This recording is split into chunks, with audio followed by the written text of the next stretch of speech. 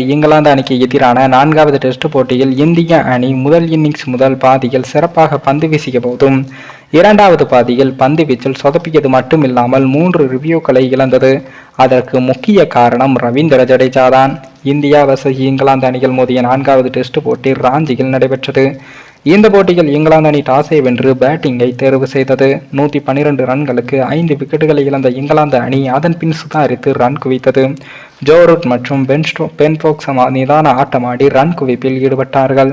Wicket வீழ்த்தியே ஆக வேண்டும் என்ற நெருக்கடியில் இருந்த இந்திய அணி இந்த நிலையில் தான் 60வது ஓவரை வீசினார் ரவீந்திர ஜடேஜா. பென் ஸ்டோக்ஸ் அந்த ஓவரின் 3வது பந்தை தடுக்க முயன்றார். ஆனால் பந்து அவர் காலில் பட்டது. இதனையடுத்து ஜடேஜா LBW முறையில் அவுட் கேட்டார். ஆனால் அம்பையர் மறுத்துவிட்டார். இதனையடுத்து கேப்டன் ரோஹித் சர்மாவிடம் ரிவ்யூ கேட்குமாறு வற்புறுத்தினார் ஜடேஜா. ரோஹித் சர்மா நேராக விக்கெட் கீப்பர் துருவ் ஜுரேலிடம் அவுட்டா என்று கேட்டார். ஆனால் துருவ் ஜுரேல் பந்து லெக் திசையில் செல்வது போல இருப்பதாக கூறினார்.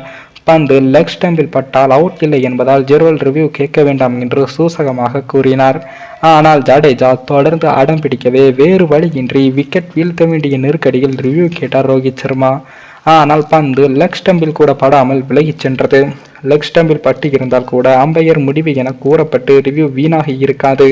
ஆனால் ஸ்டம்பில் படாமல் போனதால் ரிவ்யூ வீணானது.